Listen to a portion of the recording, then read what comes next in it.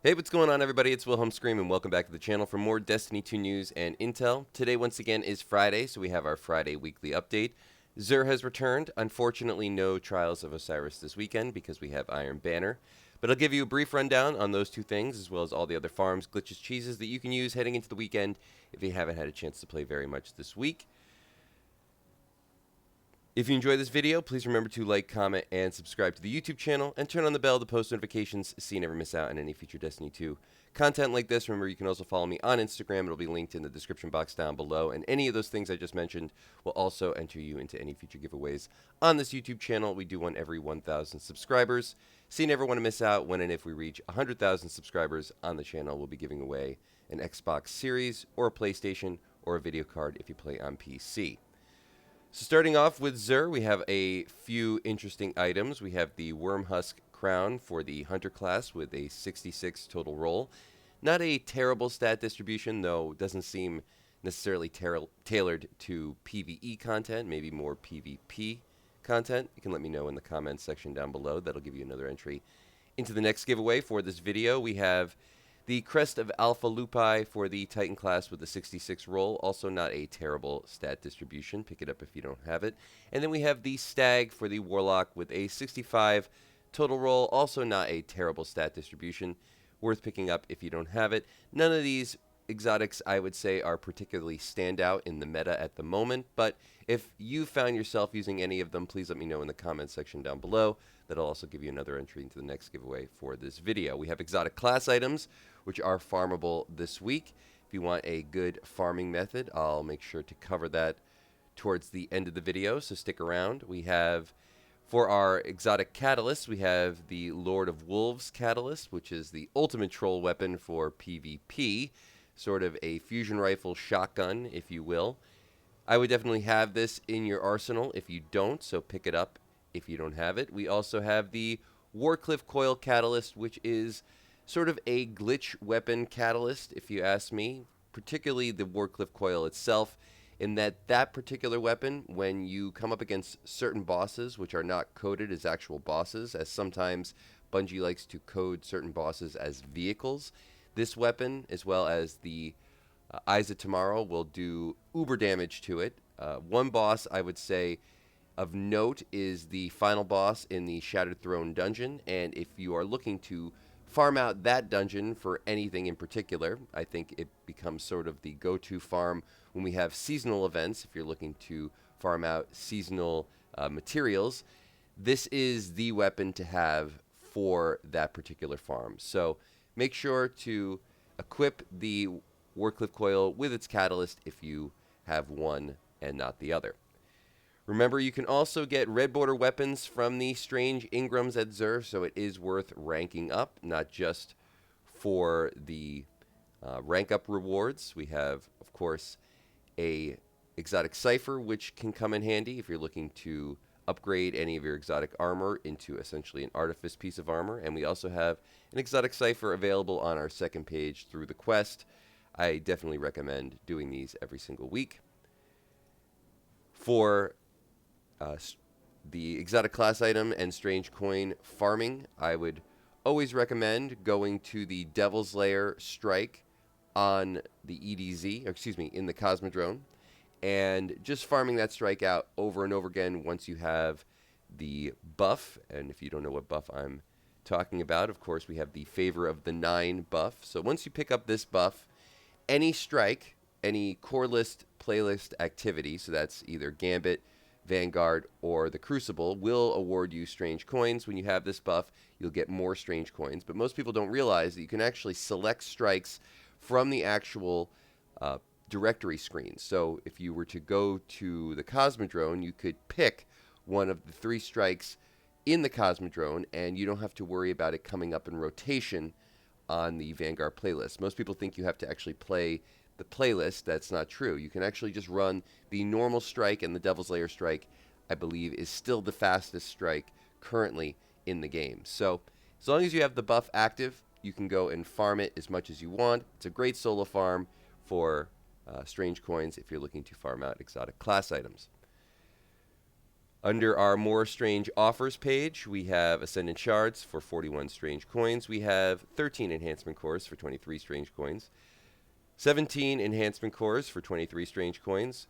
We have 17,000 Glimmer for 5 Strange Coins, an excellent deal. We have 19,000 Glimmer for 5 Strange Coins, also an excellent deal. And then we have Crucible Engrams available this week.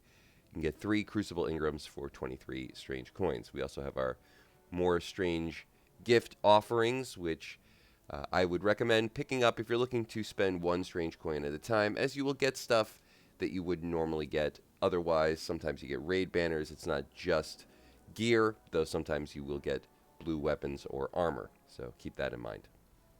Over on our Strange Gear Offers page, we have, of course, our Hawkmoon with this week Heavy Grip and Snapshot Sight. Very decent Hawkmoon for PvP. We have our Jade Rabbit, which is an amazing weapon for PvP, especially when you're playing particular game types which don't have shields on them, so, or for that matter, radar. This is an excellent weapon. I also think it's pretty good for just the standard PvP Crucible playlists at the moment, so pick it up if you don't have it. Really high impact scout rifle. We have the Fighting Lion, which, kind of like the Vorcliffe Coil, is also a bit of a glitched weapon when you have a boss that is coded as a vehicle versus an actual boss. So, again, pick it up if you don't have it. I think it was somewhat patched, or at least a lot of the bosses that it was this was affecting were patched, but it's still a really good weapon to have in your arsenal. And then we have the Darcy, which I wouldn't recommend necessarily having to use at the moment, except when maybe you're trying to read the health or hit points on a boss without actually activating the boss itself. So, the interesting thing that Darcy does is when you aim it at an enemy, it'll tell you what their health bar is, or their hit points, or what is left on their hit points, even if you haven't actually started a particular boss encounter, say. So, if you're looking to glitch out a boss, this might be the only way to track how well your progress is going. But unfortunately, Bungie has removed a lot of those things from the game, but still interesting to have if you don't. For legendary weapons, we have a True Prophecy with Field Prep and Explosive Payload. We have Extraordinary Rendition with Subsistence, One for All. We have a Pleiades Corrector with Genesis and Multi-Kill Clip. We have an Outlast with Encore, Kill Clip, and Disaster Plan. We have a Negative Space with Balance Guard, Tireless Blade, and Flash Counter. We have a Tarantula with Genesis and Snapshot Sight. And for the Warlocks, we have the Eternity's Edge with Infinite Guard, Tireless Blade, and Surrounded. Under Legendary Armor this week, we have a few, I would say, not necessarily standouts, although this helmet isn't bad for legendary gear, but high stats across the board. So I would expect that it would be the same, and there will be at least one standout for all 3 classes. So if you're looking for some legendary armor, now's the time to, I would say, pick it up. Of course, it's not Artifice armor. If you want some good Artifice armor, I'll tell you how to do that towards the end of the video, but very good legendary armor, I would say, just out of the box. So that will conclude all the information regarding XUR today. Hopefully you found that information helpful. We do have Supreme Lord Sinister, my buddy, who also will help you get Trials loot when Trials is available, hanging out with us in the tower today. Thank you, Lord Sinister, for coming and chilling. It's quite the emote, I have to say. Boy, look at that. That's really cool. Oh, what's the, let's just do the emote with him. Ha! That's a great one. I don't think I've seen that emote before. Thanks for coming in, Sin. We're going to make our way over to Banshee 44 really quick before we cover a few little tricks for Iron Banner, as well as some other weekly roundup information.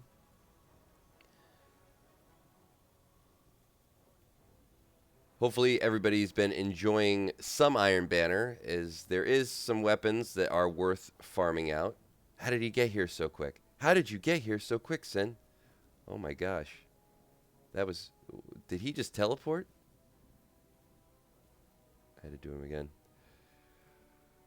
All right. I think he's all in black. I'm all in white today. It's working out. Over at Banshee 44, we have the Typhoon GL5 with Genesis, Chill Clip, and Amalan Fluid Dynamics.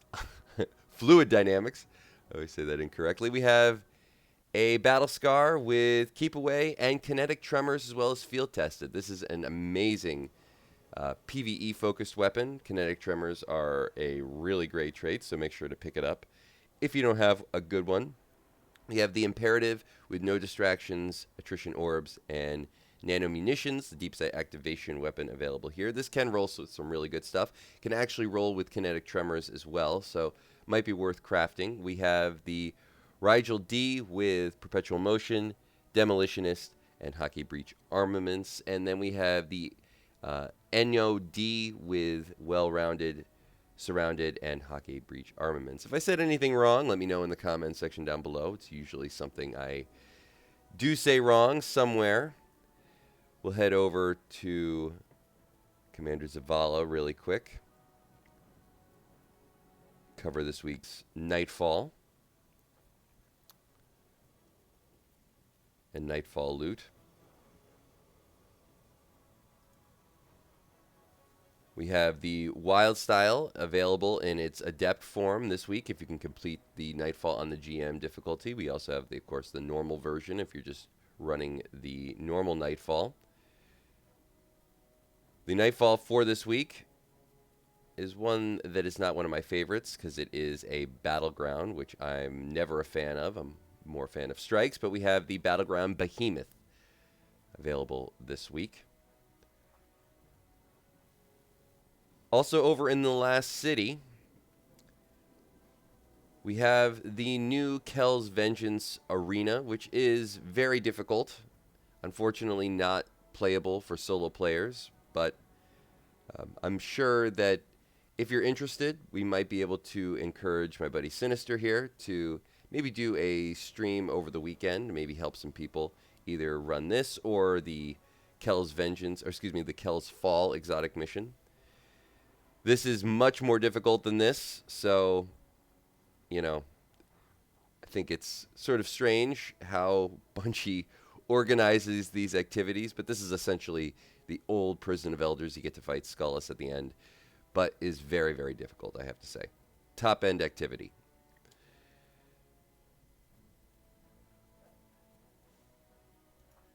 For our featured raids this week, we have the Root of Nightmares. And over on Europa, we have the Deepstone Crypt. Vesper's Host is still a glitched dungeon, so if you're looking to farm out Artifice Armor as a solo player, this is still the #1 way to do so. Again, all you have to do is get to the Brig Encounter, which is very easy to do as a solo player, very doable. And then start the Brig Encounter, go out of bounds through a particular path, which I've shown in previous videos. If you'd like to know more, you can also leave a comment section down below. But essentially, you just glitch out of bounds into what would be the encounter directly after that, which isn't really a full encounter. It's sort of a 1.5 encounter, not really encounter 2. But once there, normally you would be asked to plant 5 bombs versus the 3 that you would normally plant for the Brig encounter. However, when you plant 3 bombs in the encounter 1.5, it actually counts towards the first encounter and will give you loot for completion of the first encounter, as it will auto-complete. So if you do this on the Master difficulty, you can get yourself Artifice Armor as well as some of the God Roll weapons.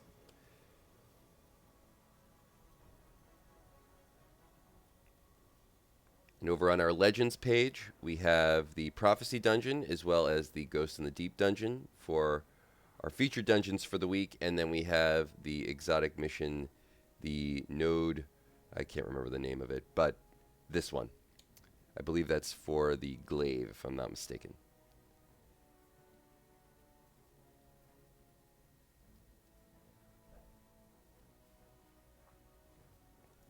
Today's featured legendary lost sector is the Metamorphosis. And if you're wondering what the particular exotic, which is able to be decoded for today, is over at Master Raoul, we have, this is of course for the 1-to-1 trade-in of exotic Engrams. We have exotic helmets available. Now for the Iron Banner, the last thing we'll cover in today's video. Everybody, of course, should be farming out the Tinasha's Mastery if you do not have one. This one comes with Chill Clip, which is the best roll you can get on this particular weapon. And it is amazing for PvE. So another PvP weapon, or at least a weapon acquired through a PvP playlist that is really primarily a PvE focused weapon. I really encourage everybody to get this, especially if you're trying to do any of the new seasonal activities like Kel's Vengeance. This really comes in handy. And you can get what is essentially one of the best rolls with Chill Clip. I had actually thought it was Headstone. Unfortunately, I was completely wrong, and I was thinking of Chill Clip. Those two perks I always confuse.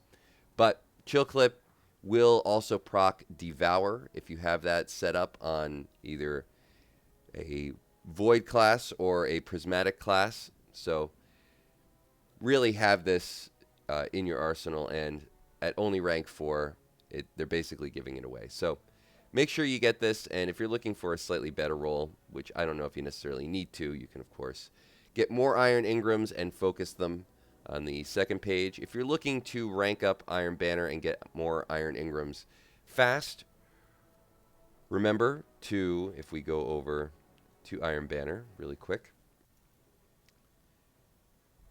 to make sure that you are getting the most out of every single round of Iron Banner you play by having your Iron Banner gear as well as Iron Banner emblems equipped. And remember that Iron Banner gear counts as weapons from Iron Banner, armor from Iron Banner, but also armor that has been turned into ornaments or ornaments that you can buy for Iron Banner. And remember that you can equip an Iron Banner ornament on top of an Iron Banner piece of gear and get double the bonus for that one piece of gear. So essentially you can stack your ornament on top of a piece of gear and it'll count as 2 Iron Banner pieces of gear equipped.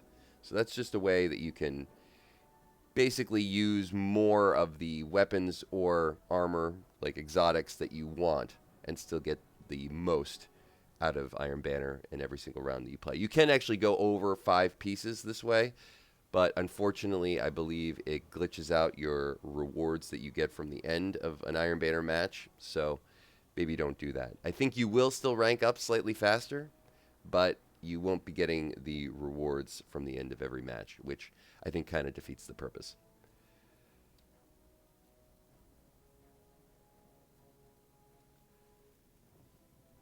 Couple of things I did want to touch on really quick as far as glitches are concerned. If you are trying to do the new Kel's Vengeance, first of all, good luck, because like I said, it was very, very difficult. But there is a couple of glitches in this particular mission or arena, I guess is what they want to call it. For the final boss, there is a Joining Allies area, which will help you get rid of the debuff. So if you'd like to know more about that specifically, let me know in the comments section down below. There's also a interesting glitch for Tommy's Matchbook, which is, again, maybe not as prevalent this week. It was kind of being used a lot last week in Trials of Osiris, but I'm just going to open my character really quick, go to my collections, just so people know exactly what I'm talking about. I think Tommy's Matchbook is on the first or second page here. Or no, it's on my energy. But Tommy's Matchbook has some interesting stuff going on with it. I believe you also have to have, or it's best used on a Titan. If I can find it here. Where is Tommy's Matchbook? Everybody can see all the... Still haven't got my icebreaker, unfortunately. I'm probably going right by it. There it is. So, the way that this is working is once you do damage and proc the Scorch, essentially, in Tommy's Matchbook, you can actually continually fire the weapon, even if you're not hitting the target, and it will continue to burn the target that has been hit. So, you know, you can use that in a way you want. It'll still work in PvE, where I think this could actually be very helpful if you're trying to do damage, but you don't have line of sight on an enemy. So this could potentially allow people to essentially proc damage and then hide and continually do damage over time from a safe place. I think this could come in handy in the Kel's Vengeance because it's very difficult. Do know that you will, of course, burn your health down to a certain point, but if you have heals, it could come in handy. I just thought everybody should know that. A little thing I wanted to cover. And even though you could use this in Trials of Osiris, well, at least after testing, or at least after having my buddy Sinister test, it was very hard to get to work. So I think it could be better used in PvE, but that's just me. And that is going to conclude all the information in today's video. Hopefully you found something in this video helpful. Please remember to like, comment, and subscribe to the YouTube channel and turn on the bell to post notifications so you never miss out on any future Destiny 2 content like this. You can also follow me on Instagram. It'll be linked in the description box down below. Remember, any of those things, as well as any comments I might have asked for over the course of this video, will give you an entry into the next giveaway for this video, and we do one every 1,000 subscribers, so you never want to miss out. If you've watched to this point in the video, you can also leave a hashtag XUR or hashtag final shape in the comments section down below for another entry into the next giveaway for this video. Remember, I do those secret hashtags at the end of all videos, so if you haven't done this on a previous piece of content on this channel, you can always go back, check out another video, and of course, do it again. When and if, of course, we reach 100,000 subscribers, we'll be giving away an Xbox Series or a new PlayStation or a video card if you play on PC. We also might do a live stream again, thanks to everybody who tuned in last week for Trials Loot. Of course, there's no Trials this weekend, but if you're looking for help in completion of any activity, maybe even dual Destiny, if you haven't been able to get your exotic class items, we might do another live stream to try to help out some viewers, and I do appreciate everybody who tuned in to Sinister's live stream last week. That's essentially the live stream for my channel, because I'm not really too big on live streaming myself, but Sinister is the man and certainly willing to help out everybody and is great at live streaming. So thanks for everybody for tuning in over there. And of course, once more, I'm Wilhelm Scream. Hopefully everybody has a great weekend. And of course, we will see you next time.